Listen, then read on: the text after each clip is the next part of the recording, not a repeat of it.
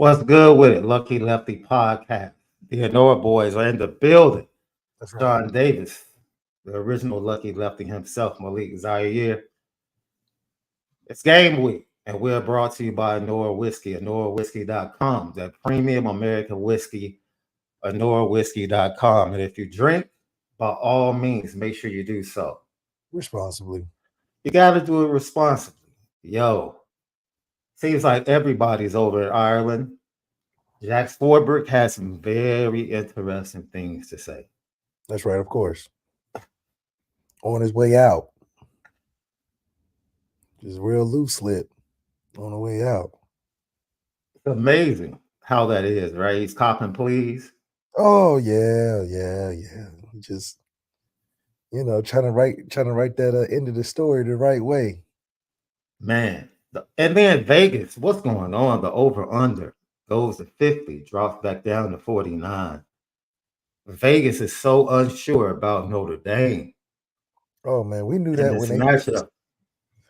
the even record as last year. I'm like, how do you even do that? How do you do that? Man, I mean, like, how do you not get any better or worse? But all the good things that's been coming into the program. So the crazy thing is, we really never talked about Marty Biaggi at special teams. that's right. I love Marty Biaggi though. Love him.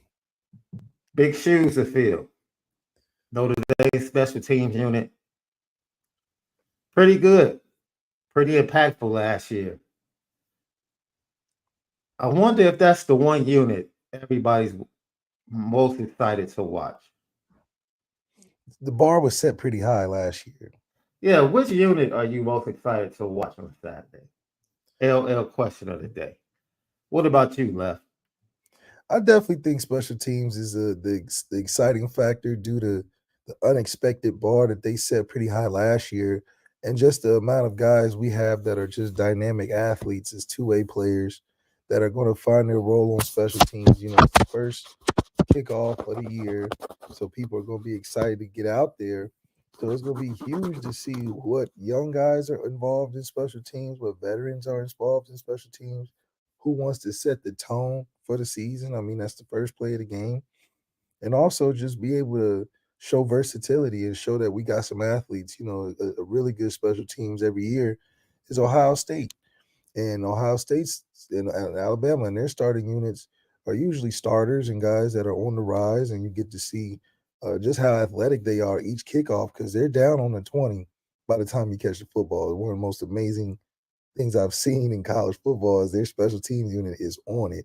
So for us to show an impressive special teams unit shows that we are careful about the attention to detail and that you can also make explosive plays that can change the game on special teams unit. Now you got a lot of guys that are potential returners in terms of punt and kickoff, but you also have some talent and speed to get down the field where you can insert your freshmen. You can use those 4 game before the red shirts.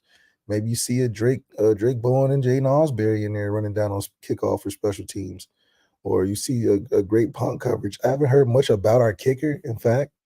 So to see him hopefully put him in good position to make the easy ones, and then if we ever trying to show some depth, and it might be a 4th and 5, and we want to try something to show some length for the stadium and the fans, we can provide that as well. So special team unit is going to be big. I love Coach Marty Biaggi. I mean, he's one of those guys that really believes in putting an identity on something he's doing, and he works hard at it, and he takes a lot of pride in it. He takes a lot of pride at it being at a certain level. So I don't think there'll be a drop off from energy in the special team unit like we saw last year. I just think we'll see a much more wholesome group that's intent on making plays in that unit. So special teams and Marty Biaggi, I give it a double thumbs up, and I'm sure it's going to be apparent on Saturday, right out the gate. Shoot, right out the gate. And he was one of my favorite coaches when I was at Notre Dame. I think one of the things that I'm looking forward to is defensive line play. I'm Yeah, looking forward to defensive line play. I think It's hard to judge but not against. an individual. Yeah, it's hard to judge against the Navy because the Navy Oh, assignments yeah. are totally different than the You're not North. gonna see 4 down, pin your ears, Yeah, you know, yeah. kind of thing. Unless you get Navy into like a third and long, and then you can pin your ears back. But I want to see the linebacker discipline. Yeah, That's what I want to see. The discipline from the defensive line and the linebacker. because they're not gonna outrun us. No, I don't expect that. no. But you trying to overrun or play out your gap, we've seen in the second half last year that they can hurt us doing that. So Yeah, no excuse for JD Bertrand. It's a mayor's type of game, you know. Stack your chips in this one. You don't have to play in space. You come downhill like we recruited you to be. I think for our older guys, you can see a mature game, hopefully for them, especially defensively and being sound and technical. it's definitely a double-digit tackle game for JD Bertrand. It That should be. Um, look, it's the 96 meeting, 2:30 Eastern Time, Aviva Stadium. The stadium only holds 51,000, so it should be packed, very intimate. It should be a crazy vibe. It really should be a crazy vibe. it's like one of those concerts that major artists do in the low key spaces, real intimate. You got your loyalist fans that have traveled for more, the experience. So, I think that this is going to be a great opening. First game of the year, everybody get their plays in, feel good going in. Well, shoot, we got about 3 feel good games. Getting Right. ready for the Ohio State one, but this one, I mean, I think it can be a challenge if we're not coming out how we're supposed to early on. However, Navy's catching a Notre Dame team first game of the season with a lot of energy. With all the narratives and Marcus Freeman's excitement and the young guys and the Cug is coming back. So there's a lot of energy that you got to deal with outside of just the X's and O's that I think is going to be in our benefit. I mean, we're probably it's the closest home game for real you can get. It's just more close than being at home, you in Ireland. So, but you're playing an academy school that's international. All these people in the Navy probably have been overseas in some aspects, so that's not going to affect them, I think, as much as it would us playing Tulsa or something in Ireland. So, I mean, these are veterans now, and they willing to die for anything. So we got to make sure we on our A game, and I think it'll be a good showing for us. Isn't it? It's amazing, man, because we'll play Navy, and Navy will play us hard, and then Navy will go and play Army, and Army will be like 2-9 on the season, and all of a sudden Army will give Navy, The business. and it's like, yo, what is going on? Yeah. I heard somebody say, look, one of the things that's been trending on social media that needs to stop is Notre Dame needs to stop playing Navy because of injuries.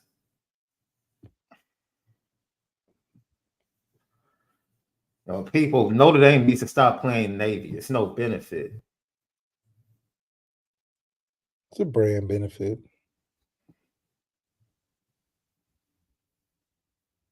I mean, it's just not a game that I think that we should get rid of because all our games seem to be some sort of rivalry or tradition or must have every season.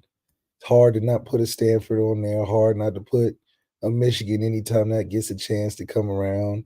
Yeah, Gotta have the Purdue game in there. They always playing us like we some rival. Can't forget about Pitt. They always making it triple, quadruple overtime, something. So none of the teams we play, even when USC is down, you gotta watch it. It's just gotta happen in the season. Ohio State is just like it's gotta happen. It's probably gonna be one of the top 5 games of the season. It was last year. Yeah. Hell, we beat them this year. It might be top 3 because we're gonna beat them with style. You know, so I do think that shit. Clemson is hard to get rid of them. It's a must see game. You damn near got to schedule that every year. So outside of that, you got to play the academy schools, and then you throw your SEC team in there by the bowl games. I mean, you done played everybody you wanted. Notre Dame does a great job of playing the relevant teams when they're hot. When we played Florida State when they was at their peak, Yeah. played Georgia right before they got really, really good, right? Played Clemson when they had Trevor Lawrence and Deshaun. Hell, only people we didn't get to play was Lamar and Saban we played Saban too. So go Notre Dame, man. You're gonna play every team that you want to. Look, if you don't understand the long-standing relationship with the armed services, I don't know what to tell you. And the fact that it represents power and what that means for Notre Dame outside of football. It was the armed services that were much better at football when Notre Dame began to play football that opened the doors to say, yeah, we'll put you on. We'll play you. So now all of a sudden, Notre Dame fans are like, oh man, they suck, so we shouldn't play them. It's not the way it works. Too many stories in this relationship to throw it away. It's not happening. It's just not happening. And you're worried about injuries? Heck, that's every week. I'm worried about injuries against Tennessee State, against a lesser team. I'm thinking of the starters need to be out of the game at the middle of the second quarter. It's one of those things where as fans, just embrace what it means. I wanted to ask you this because I was looking at images from past games and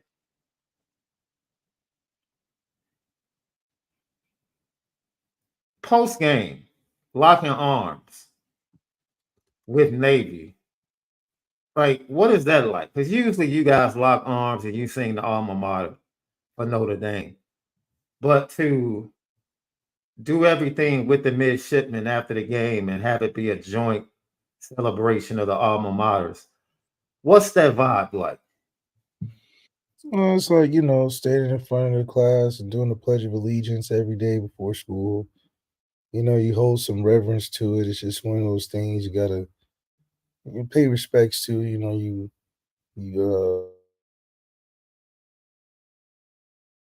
guys week in and week out. You can appreciate that as they show that same type of discipline and competition. And after the game, you get more, those competitive tensions, are more at ease.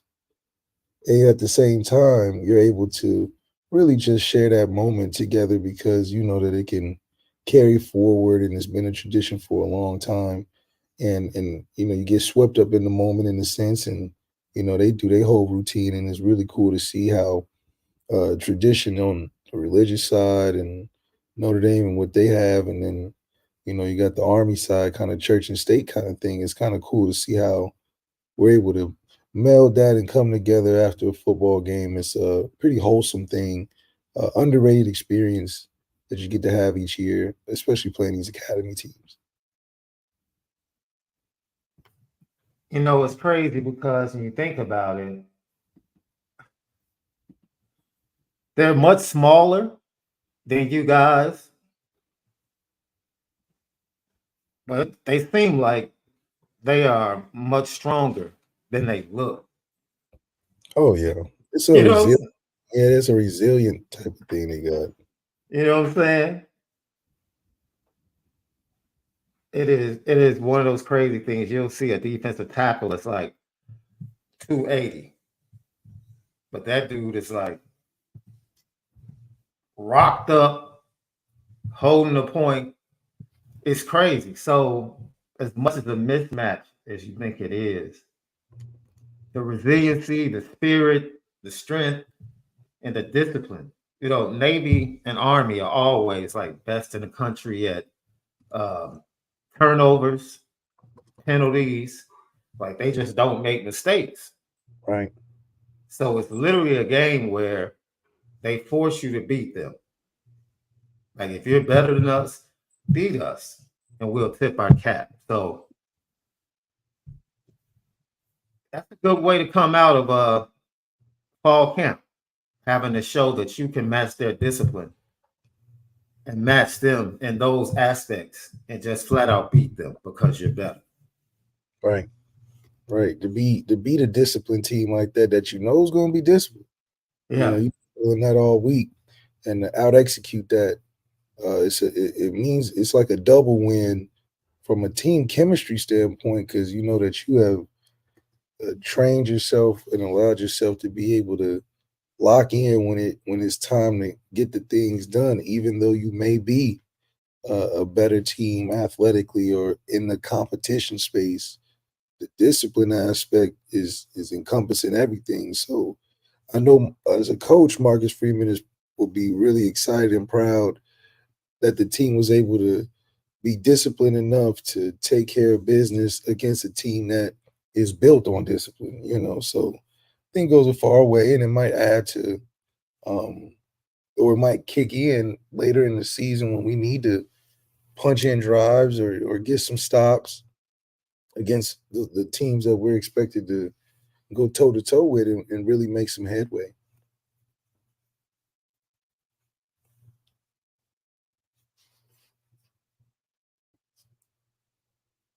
Notre Dame leads the series 81-13 and 1. Um, Last year's matchup, big time lead, and then Notre Dame just wet the bed. Leads to this question. Andrew Gilmore, do you think the Navy coach, who was the defensive coordinator last year, Coach Newberry, will all out blitz every series again? I think they'll try to have some respect for Sam Hartman and be like, okay, well, we know who he is, and let's have some respect and not let him gut us early. But at the same time, teams usually hone in on the fact that we can't sustain that at quarterback's position. So hopefully we can sustain it this time, and which will make us more balanced. And hopefully, and through that, teams will try to game plan a little more succinctly to not just locking in on, okay, once we get them, we got them kind of thing. All right, let's talk about the offense and what you expect to see.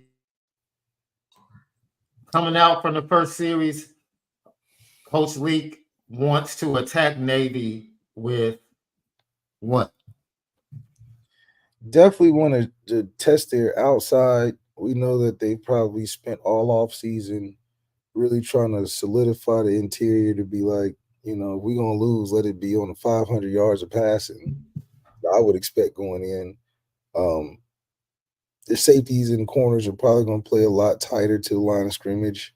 So I would definitely look to take a shot early, just to show the fans that we here.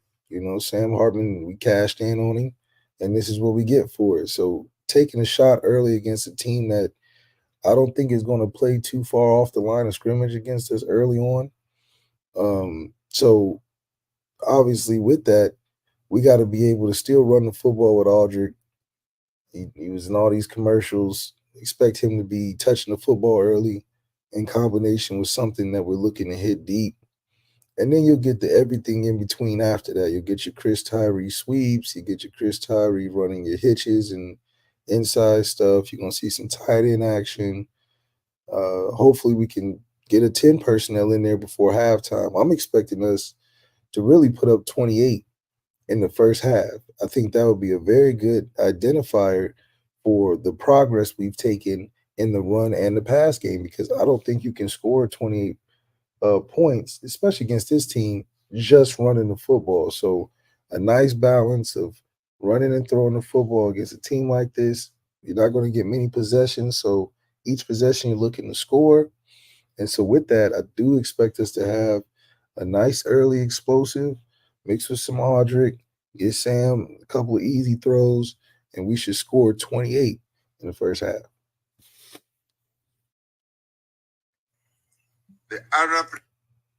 I'm looking for the screen game. Mm. I'm looking for the screen game to be much improved at Notre Dame. Whether it's the quick screen to the wide receivers or whether it's the quick screen swing passes to the running backs. I'm really looking for that to do damage against Navy. Because I do expect Navy to be aggressive, to try and stop Sam Hartman from getting comfortable. But like you said, I'm sure they have a lot more respect for Sam Hartman than they did Drew Pine. Right. So I think that the game plan of just blitzing the dude the entire time is due to lack of respect. So I doubt that they're going to keep the same intensity or frequency with it. I'm sure they're going to pressure him because they probably look at the analytics and knows he's not great versus pressure. But then they also think that, okay, well, he also has a better old line. So, we got to take our chances on when we're doing that, because if he gets enough time, I'm sure Sam will make him pay down the field. Yeah. So it's almost like a catch-22. Like, what happens first? Do we get on them first, or do they hit us first with something that we know is a weakness and could be a strength this year? It could be a strength for us to be able to protect Sam more than he's been protected against pressure situations, and we can take more shots down the field and make it happen, or vice versa, where, we don't want the same situation we've been stuck in since Ian was here, and that's teams are going to play everybody down, load the box, and dare us to win outside. I'm interested in seeing that. Like I want to see the first 15 plays, which more than likely are going to be scripted. Very interested in seeing the first 15. We've been hearing about Chris Tyree. Definitely interested in seeing what his usage would be like.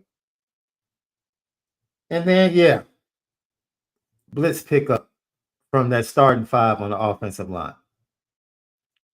Because everything else, the skill position, the wide receiver should be able to get open. Big play opportunity should be able to be there. But the simplistic part of the game, Notre Dame being able to just say, look, this is what we're going to do, and there's nothing you can do about it. I want to see that message sent early to Navy.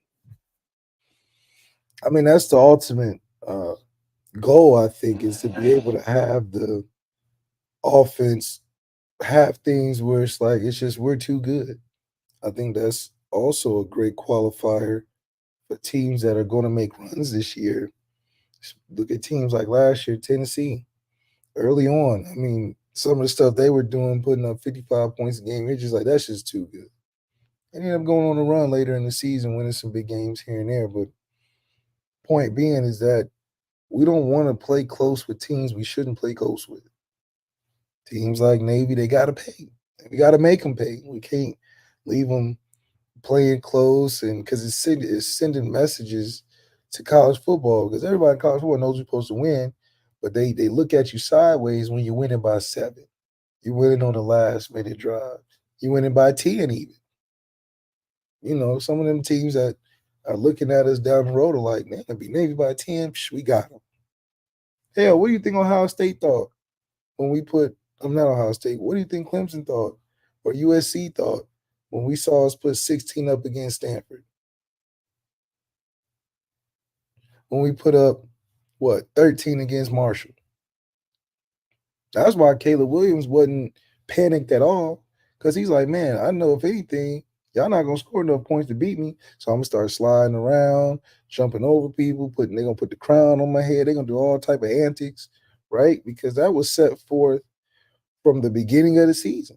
So you don't want to ever let a team, especially down the road, build confidence before they play you, because most of these teams that we play anyway take these crazy bye weeks before. Right. These crazy bye weeks before they play us, so that tells you a lot.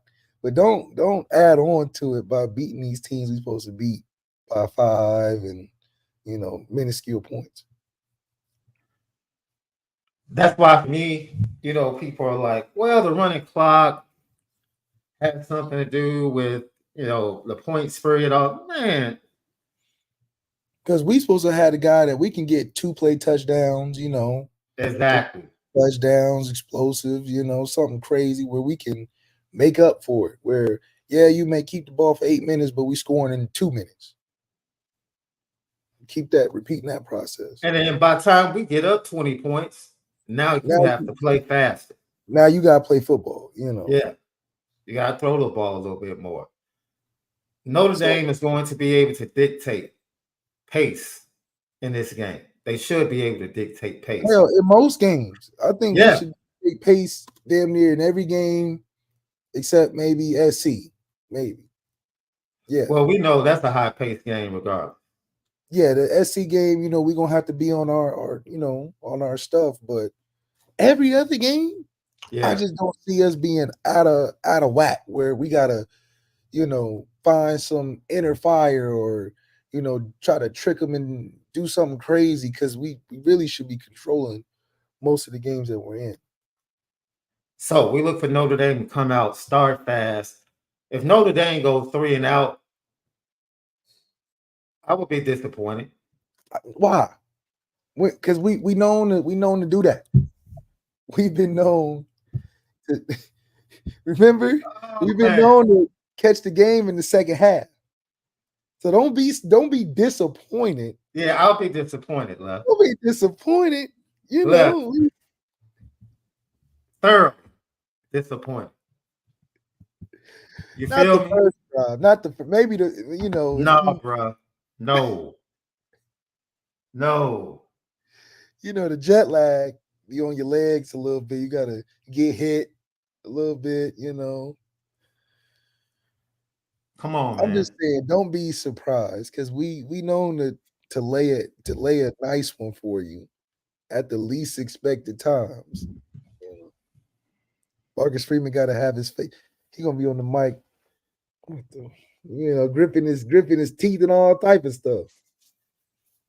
Early, and then we get it out. Because we still got the same JD Bertrand gonna miss a tackle or something, early. Bro. No. I might throw something at the TV. Just don't just take it easy. First drive, come on. Give no, I think it's 7. First drive. 7.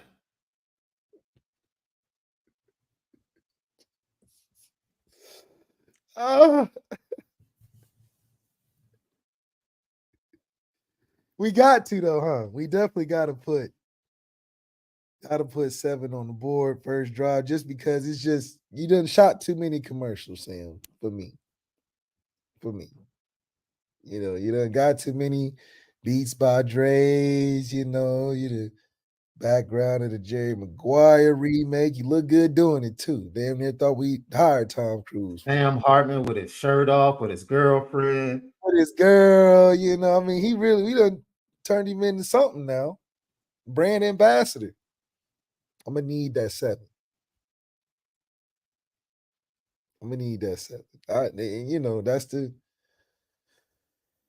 That's the expectation. But I'm a lenient guy. I understand. First drive jitters. That ball gets real heavy. That first pass, because you like, okay, everything is starting right now. They gonna feel like I don't want to hear that. We got they gonna feel like a bowling ball first pass now. We according to Notre Dame fans, we got the savior at quarterback. I ain't trying to hear that. All sins have been forgiven. All past sins are forgiven. Okay. We on to the the future. Let it go that easy. That's the difference. I told you. No. He came here to turn water into wine, boy. Sam Hartman's the quarterback, baby. Got rid of a dude who's hurting down there in Bama. Another dude hurting over there in Arizona. We did our part. We done cleared the deck for you. That's all I'm saying.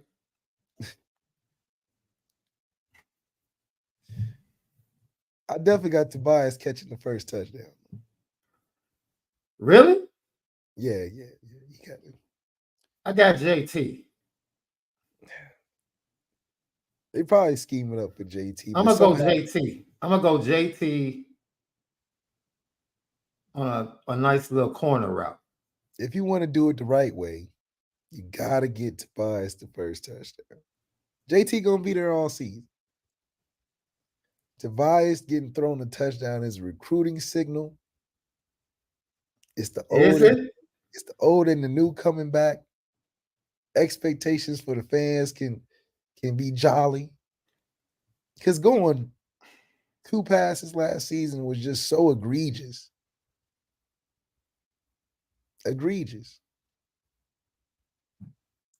That for a pass game to look significantly different, we got to see that happen. JT gonna, he's not a burner. So he's gonna get his catches, of course. But we need to see that field stretched. Yeah. So him, Chris Tyree, somebody gotta be running down the field. I need to see it in the air. We traveled to Scotland in the Airbus. I need to see an Airbus on the field.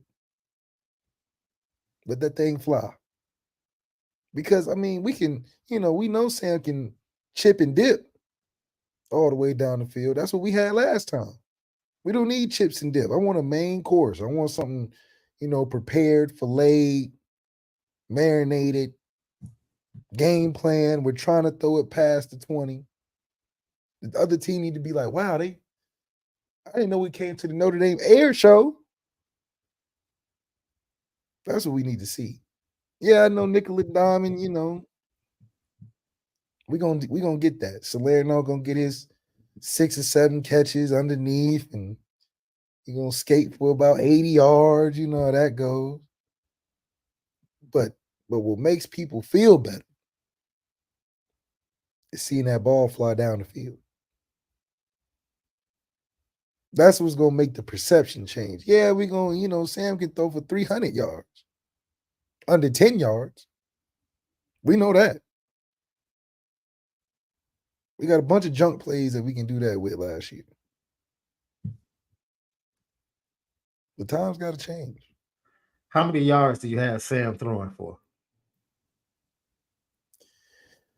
He should be over 285 if he want to be serious as any award winner. He should be over 285. Really? Out the gate? 285, huh? You got rid of your Tyler Buckner. You got rid of Drew Pond. You asking for somebody to replace that with some numbers. Not as a manager. 285. Because you're not just good. You got to be the dude. You got to be. Because guess what? Caleb Williams going to throw for over 285 first week. Drake May going to throw for over 285 first week. Hell, Jaden Daniels may throw for 285. All the good ones are going to throw for over 285 first week. I don't know about that 285. I just don't. I know we haven't seen it in a long, long time. I just don't see Notre Dame going beyond 50-50 run pass. I threw for 313 my first game. And we only had 20-something attempts. And we played a better team than Navy. Well, arguably. I was about to say that Texas team was pretty awful. Yeah, it's pretty trash. But Charlie Strong had some trouble. He better than Navy. Yeah.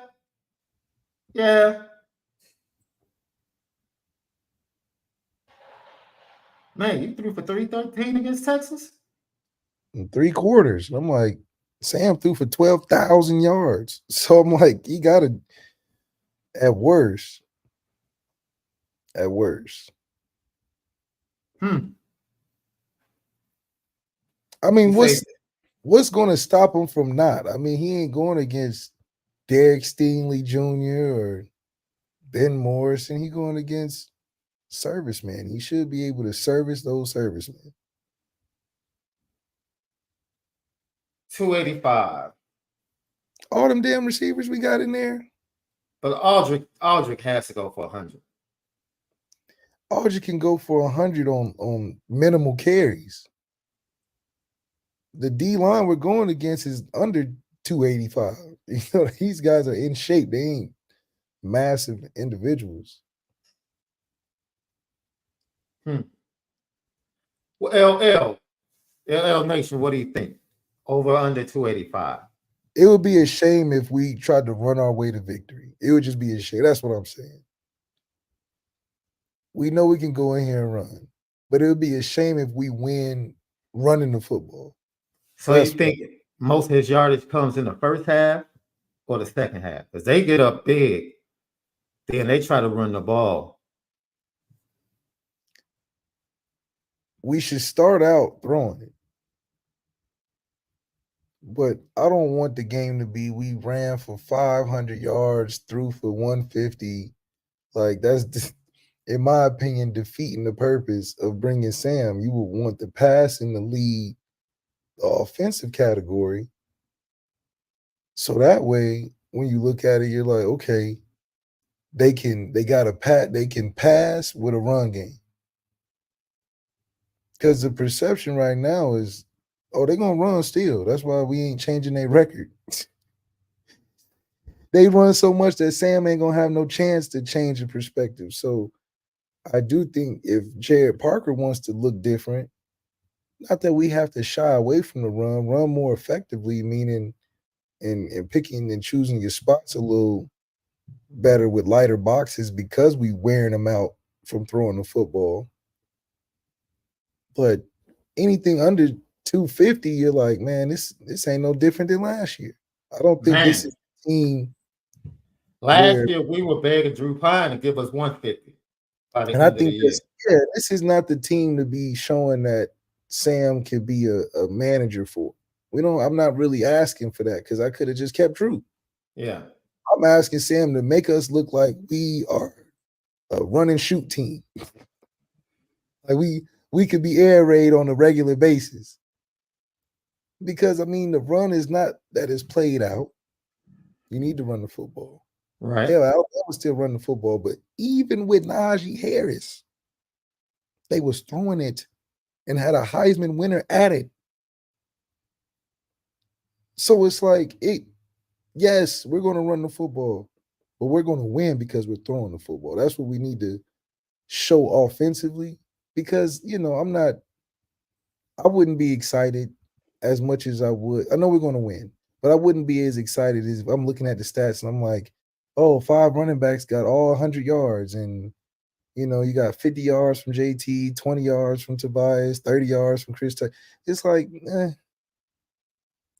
because when we got to pass, we can't just turn it on. You know what I'm saying? When we got to throw the ball against Ohio State, when we got to throw the ball against Clemson, when we got to throw the ball against USC, or late against a Pitt or a Duke, they really hyping Riley Leonard like he's the next dude up. But if that's a shootout, we need to see 100-yard performances from receivers before that game.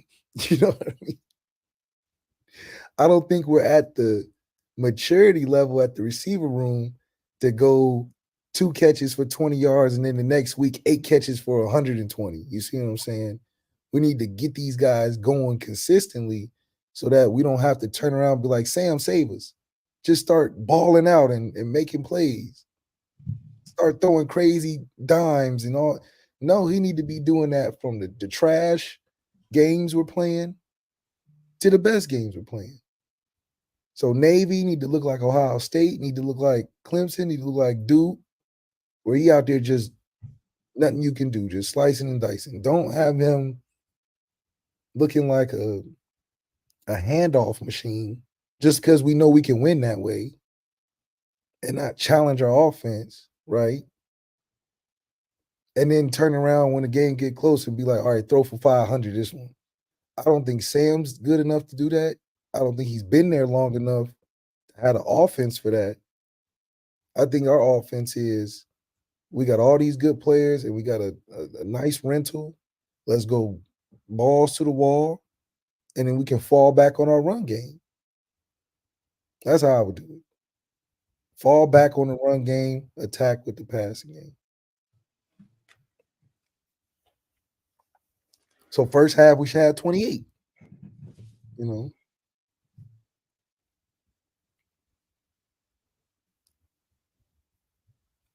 It worked well with Drew Pine going deep, passing the ball. I see no reason why Sam Hartman shouldn't have an explosive first half. yeah. I mean, come on, we can do whatever we want this week.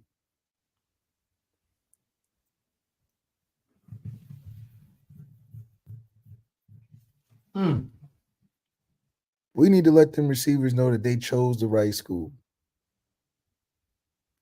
That what we talked about all off season, Chancey had to hype all these guys up all off season that we gonna really pass that thing. And guy, it ain't gonna be a one guy get everything. It's gonna be guys are active in the offense. Not just because it's Navy. Yeah. We throw a bunch of times versus Navy, and in Ohio State we throw it 3 times.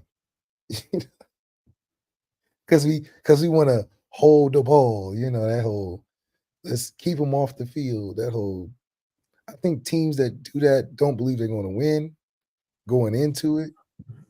So they're playing the time game of we'll just kill the clock. But when you got offensive weapons, you're not looking to hold the football necessarily. You know what? Something else that I think we get to see is an experienced quarterback that can get you out of a bad run play at the line of scrimmage. You think they'll let him change some stuff? I think so. I think so. Hell yeah, you 5th year, I think so. I We let think we'll get to see that. Yeah. Or Jared Parker needs to support him as much as he can. I mean, yeah, not everything he likes. Shit, he only got him for a year. It's not like you're trying to build a foundation with him necessarily. Hell, you still trying to put your whole mark on the offense. You still running Tommy stuff. So facts. in a year like this, just do whatever it takes to make him comfortable.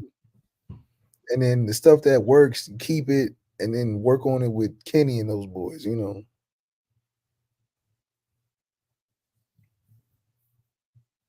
So I think the over-under is back down to 49, 20 points as far as the line.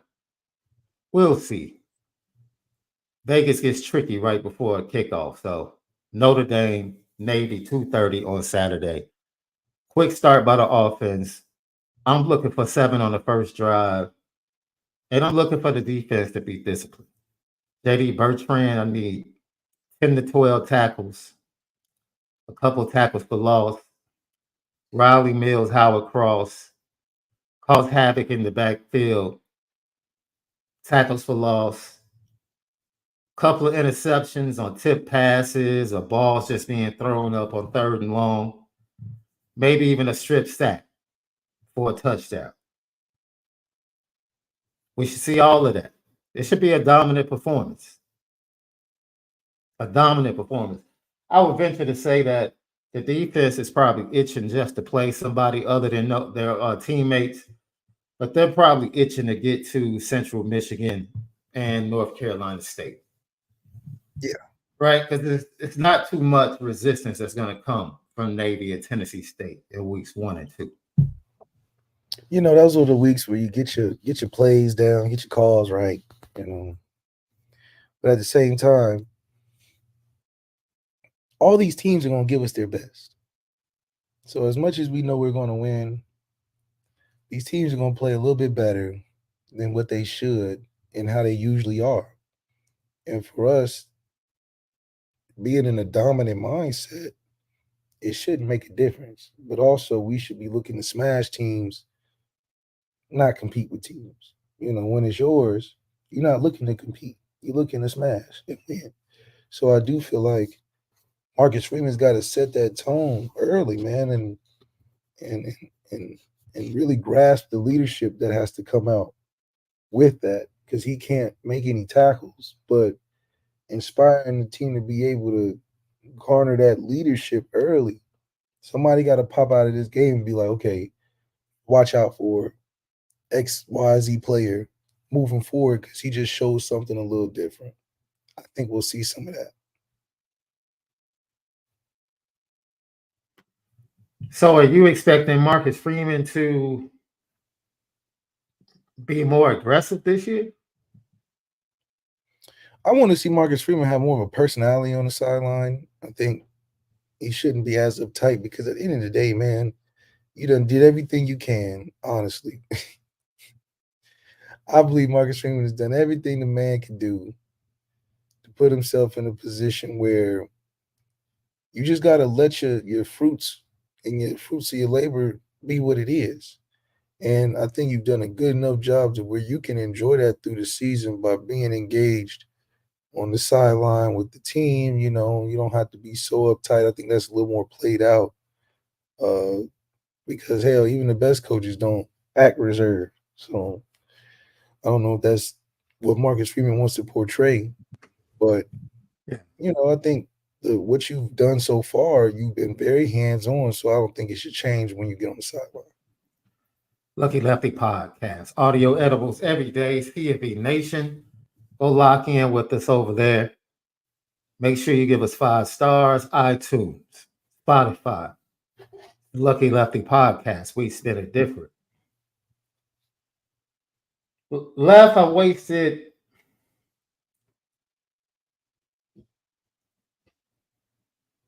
5 hours of my life yesterday. Mhm. That Swamp Kings documentary was trash.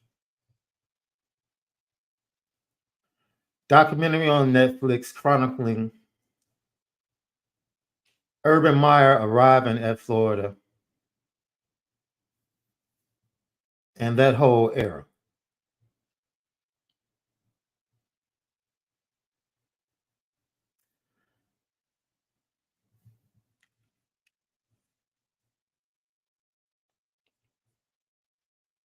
They never went undefeated, Left. That was the first thing. I'm like, y'all not even special. Yeah. Y'all lost to a 2-2 Auburn team at home. You lost to a 2-2 Ole Miss team at home. Why was there a need for a documentary? Like, I forgot all about the losses. Okay. They upset a really good Ohio State team. I remember the opening kickoff of that game. And when Ted Ginn took it back, I was like, oh, it's a wrap. I was like, it's a wrap. And you have to give Florida credit. They dominated from that point on.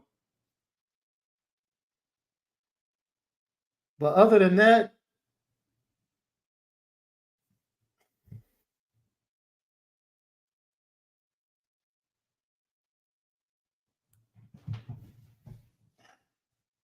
man, look.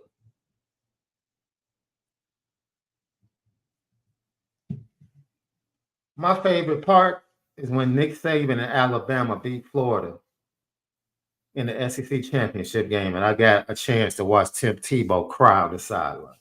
Mm. That was the happiest I ever was. Because it's Mm. one thing to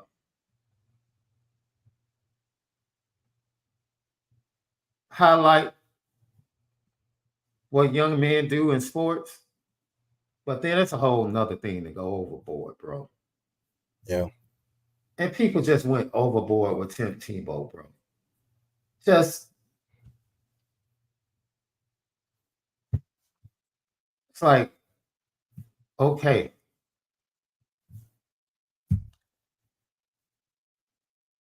They backed in the 2 national championships. Tim Tebow had to beg the pollsters and the coaches not to punish them for a home loss at Ole Miss, to keep them in the race.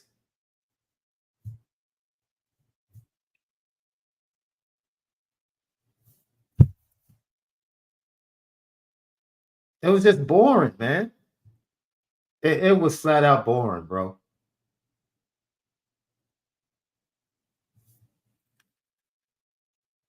I would tell you, don't waste your time, bro.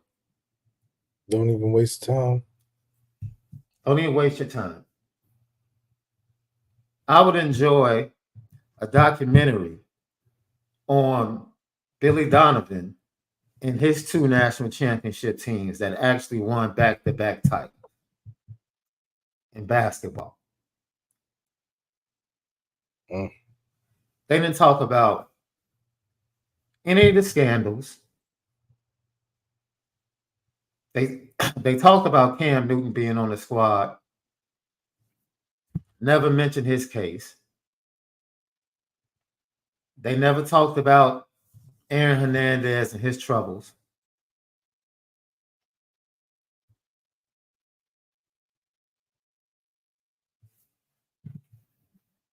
I fell asleep on the last episode.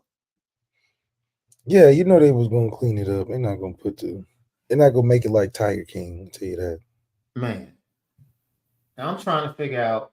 Because you know they gotta go through so many reviews and edits and the school gotta be involved, you know, they're not gonna if this was on Tubi, they would have told the real story. And I'm gonna keep it a buck. Tim Tebow didn't have a better Heisman season than Darren McFadden again. Or Troy Smith. The year he won the Heisman, he was not a better college player than Darren McFadden. He wasn't. Darren McFadden was that guy because he was man for like 2,000 yards, wasn't it, or something? Yeah.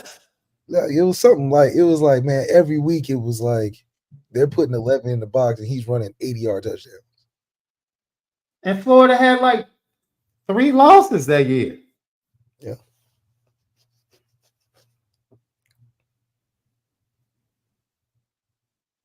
Thoughts about Jack Swarbrick, copping pleas, now saying college football is such we did terrible things and made bad decisions to get college football to this point.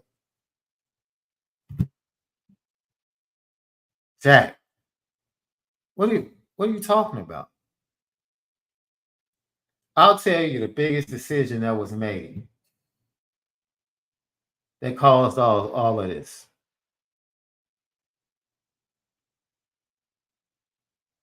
Not acknowledging the relationship between players and intellectual property. What I mean by that, love, my name is mine. Okay. I don't care what I sign as a recruit. My name is mine. The number belongs to you as a university. The number does not belong to me. But the name is mine. And anytime you use my name to promote the university or to sell product at the university,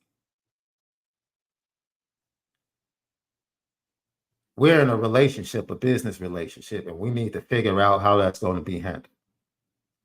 For the longest, the NCAA decided to ignore this very relationship.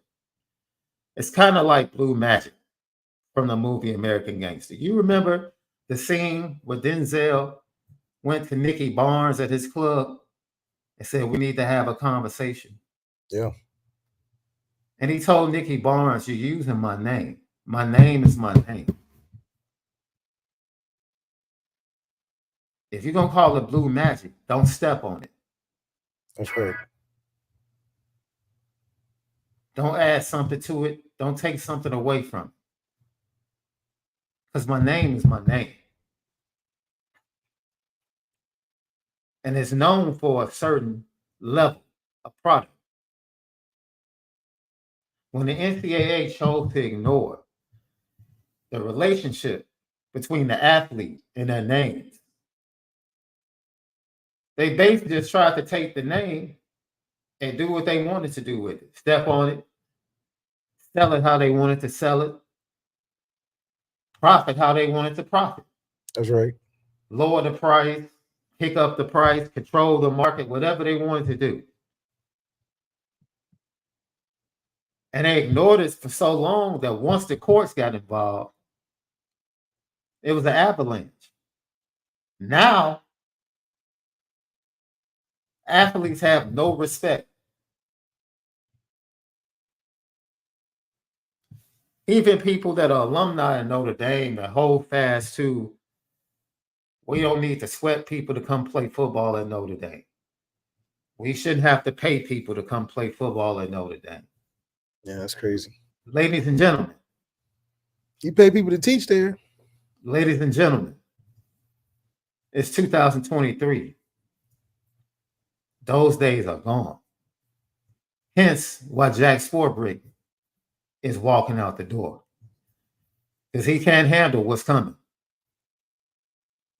Even though he's saying it's partly his fault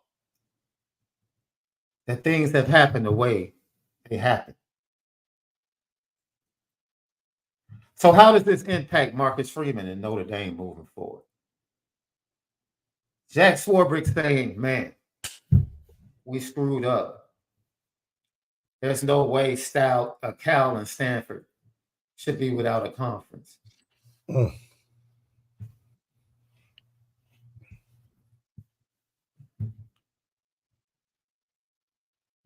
Now, someone said something interesting, Left. I want to get your take on it. What if football was the only sport that was played under the new conference alignments, but every other sport stayed under the old conferences? Yeah, I think I mean, from a bias standpoint, yeah, I mean, it would make sense. Because right now, logistically, UCLA and USC traveling the Big Ten every other week. I mean, travel wise, that's terrible, especially when you're considering doing it for the basketball team, the women's team, the tennis team. So, logistically, for other sports that aren't as big to be traveling those distances throughout on a consistent basis throughout the week, I just think it's tough. Whereas football is once a week, you get it done in one swoop. The travel just period isn't as intense as a basketball would be. But these super conferences that are eventually going to happen, the region and location aren't even going to matter anymore because it's going to be all over the place. It's going to be covering a wide range of things. And just because it's covering a wide range of things doesn't mean the distance gets shorter. Not how it happens. So it would be nice to see the other teams keep their conferences or maybe even form closer knit conferences. Intramural doesn't travel too far. Not saying that these other sports are intramural, but the localization of what makes these other sports competitive and great for storylines are because of the distance or because of the proximity, and you'll keep that intact, keeping the sports with their conferences outside of football. But when it comes to football, you want to see a wider range of teams competing against each other that are relevant. And I think opening it up and making it super conferences like that inspires a greater diversity of recruiting, so teams can get closer to evening out, and it's not just heavily top heavy, especially with a new playoff system. So it'll look more professional like the NFL. That's essentially the only model you can base it off of at this point, with NIL money coming into it and the free market aspect and all these play have a top 100 of NIL, players in college football. I mean, college sports, and it's nothing under 500,000. So now you got to start making your model very similar to the professional model because there's no other way of doing it. And the professional model is the same thing at this point. except less players are getting paid. So, yeah, it's a wreck right now. And you've put Notre Dame and you put Marcus Freeman in between a rock and a hard place. They really have nothing to go to war with when it comes to NIL. Minimal collectives. But apparently, Sam Hartman is a millionaire on NIL. So, Well, Sam Hartman is a proven product that's played. right. But is that Notre Dame inspired? Would he be a millionaire at Wake Forest? Probably not. Well, shoot, Kyle Hamilton was one of the top 5, if I'm not mistaken, NIL players in college football last year. So, if you have played at Notre Dame and actually have a brand, NIL is wide open to you. Yeah. It's the issue with recruits and what you can offer. It's a stance that Notre Dame continues to take. People argue both sides. One thing you can't argue is that the marketplace isn't changing. And top players and recruiting classes moving forward are going to continue to have conversations surrounded by NIL.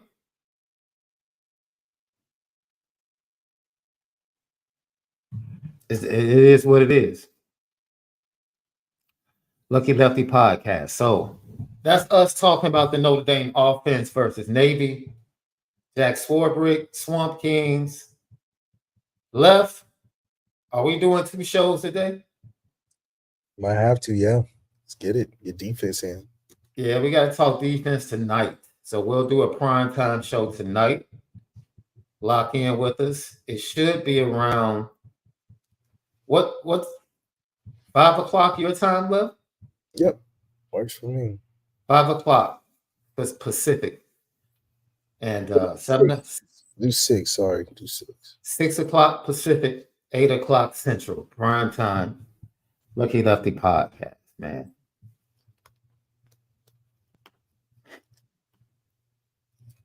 I need that touchdown on the first drive, man. Need that 7 to cash in, huh? That's all I'm saying. You know what time it is.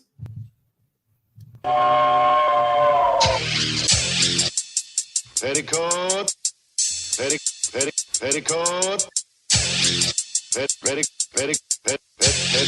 Petticoat Junction. It's time to get petty. Oh, we did a good job executing. Are you upset with something? And fire up the Petticoat Junction train. I just don't like you. You don't? No. What is today's petty historic? Petty Junction.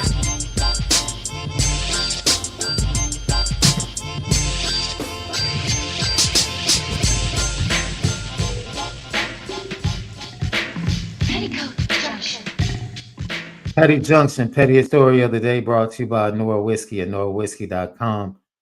That premium American whiskey at NoraWhiskey.com.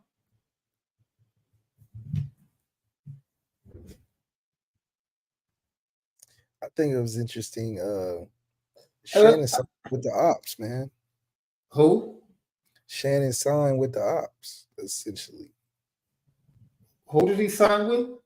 He signed with First Take and Stephen A. That's a smart move on his part.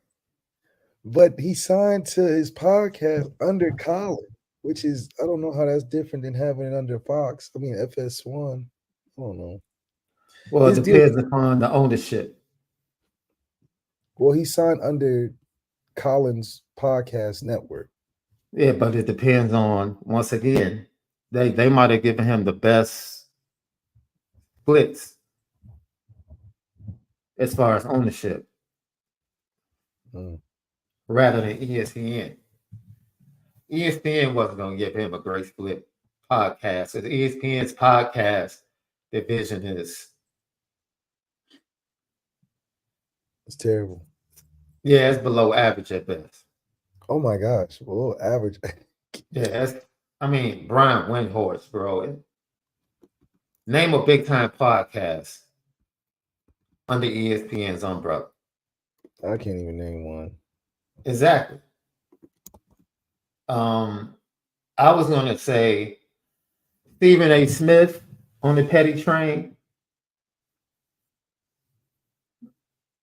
but I stopped as a Chicago Bulls fan. Because his comments that he made about Lonzo Ball might have been unnecessary. But that video that Lonzo Ball put up was whack. Stop. And everybody protecting Lonzo Ball like he's a victim. Stop. This dude he's standing on one leg. That left leg was shaking like a stripper. Yeah. That video didn't show anything. He's standing up on one leg. Leg just shaking. Just shaking. Just unstable. Same dude last year showed himself running on a treadmill like he was coming back because somebody said something in the media locally about him not playing. Hey, dude, your knee is shredded. It's a wrap. We've moved on. The Bulls moved on. They got the exception. With him. They got the exception. Fans have moved on. Okay, Stephen A. Smith came for you. All right, he probably shouldn't have done it. But you posting that video, man, miss us with that. Right. Miss us with that. I don't know where you're getting your sources. Man, stop. And then people out here. Stop. So I need Lonzo in that video on the petty train because it was trash. He's not healthy. No. And he knows it. He knows it. So that's Shannon, Stephen A., and Lonzo, all on the petty train. We'll see you tonight, prime time, for another edition. Have a great day, but make sure you spin it